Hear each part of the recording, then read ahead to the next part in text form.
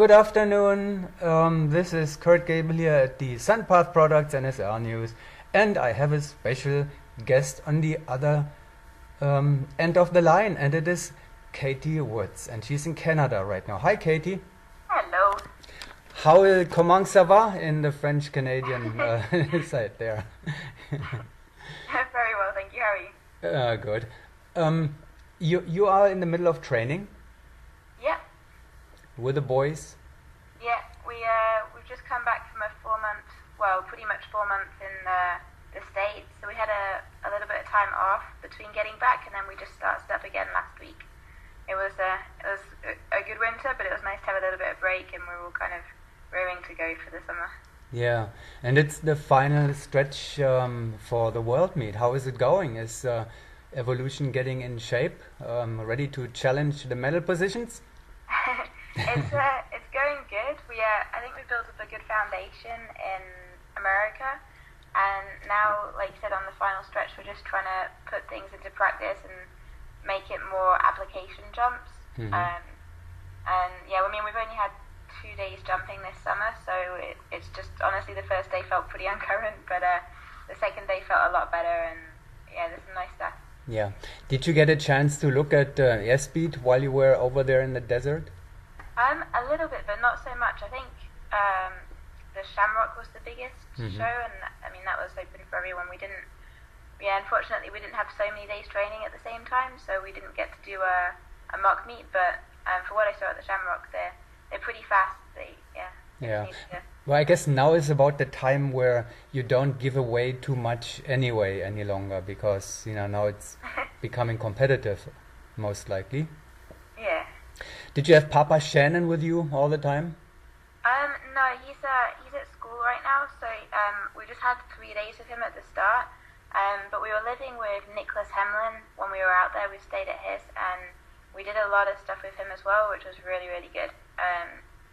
Is he telling you the truth? Because he is coming back as an airspeed member next year, right? Maybe he's just going to tell you some stuff. No,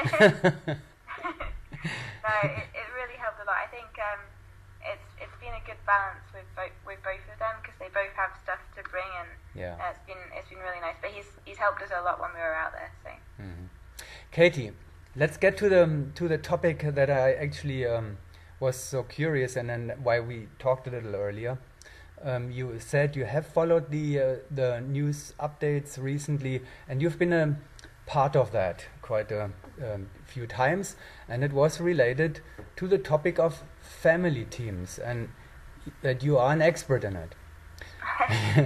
At the moment, you are training with 3 brothers in a lineup. You have a very talented young brother, James. You recently filled a slot for Catastrophe, the family team of Father Richard Bisson, a father with his 2 kids, if you can say so. One is an adult almost, Valerie.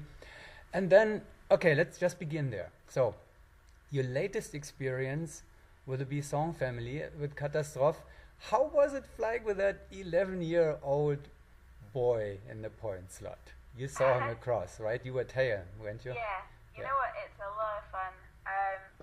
Kids have got a whole new light on it. Everything comes from energy, and they're to the point. It's super, super nice.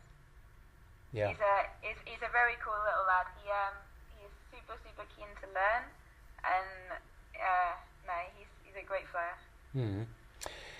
Katie, is that coincidence?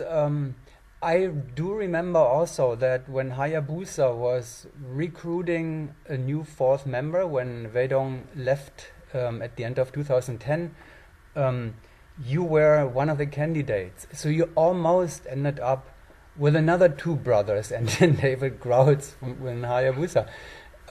Is that all coincidence, or is there something that draws you to families?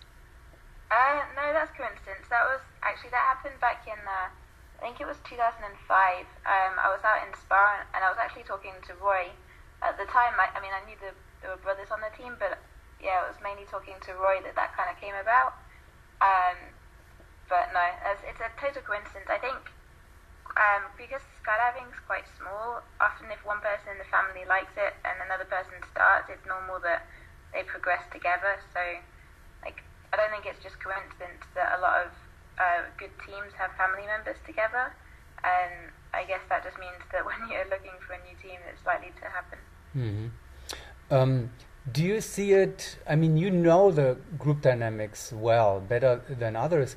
Do you have the feeling that the dynamics are different, better, worse, or how would you Um, define it? I think the dynamics in every single team are very, very different. From my experience with the LeMay brothers might be very different to another person's experience with brothers, but I think there's for sure a lot of differences, but I think there's advantages to it and there's disadvantages, but I mean, I think I've been pretty lucky, like the LeMay brothers is an example, and their family have been really welcoming to me and kind of made me feel part of it, so, Hmm. but for sure, like, every single team has challenges, and I think that like every team just has different ones. Yeah. Is it? Do you think that it's? I mean, I'm throwing out a thesis here. Families are usually used to problems that they have to resolve, and there are arguments, and they know how to deal with it. They have learned how to deal with it. Is that an advantage then eventually for a family if they're skydiving together too, because they know how to deal with it? Um, I think sometimes they can deal with things without even talking about it as well because they know each other so well. Hmm. Hmm. And I think it just takes time with another member in there just to like learn that, if that makes sense, and learn each other. But yeah, Hmm. So you have to pay actually very well attention to how they communicate and kind of trying to match it somehow. Is that what you're saying? um, I don't know. I guess so. Yeah, I guess that comes probably also naturally if you are sharing so much time and you have the same goals and all that. There is no other way than trying to find the same language and communication level anyway. Yeah, Well, it is super interesting, I'm sure. it's a lot of fun. Yeah. Back to the Bisson family. You just filled the slot for that occasion when they were flying in the tunnel, or are you staying with them also when they come back to the tunnel? We haven't really talked about anything, to be honest. I flew with them a couple of evenings, because obviously there's only three of them, so they're often missing a fourth. Hmm. But I enjoy it a lot, so I think we're going to do a little bit more in the future, but nothing's set in stone. But Yeah. that's a different dynamic again, because that's like a father-kid, Yeah. it's Yeah. the big brothers. Yeah, right. I mean, and the LeMays used to have the same with a father in there, but now they are three brothers without the authority of the father. So how is that going? That's fun. I mean, like, they work pretty well together. I think they've been doing teams for so long now that, like, they know how it works. So. Yeah, maybe they have Papa Shannon in the head, Papa Shannon for so long because of that. Like he's still a lot in the picture. Like even though we haven't done so many days with him, we've always still been in touch with him, had Skype calls with him, and Mhm. he's kind of been in that role, if that makes sense. But Yeah. no, he's been great. Yeah, well, it was a good choice and good selection of the coach. Okay, Katie, well, say hello to the team there tomorrow in training, and good luck with the rest of the training. And we'll see you in Postejov, not too long away. Awesome, thank you. Okay.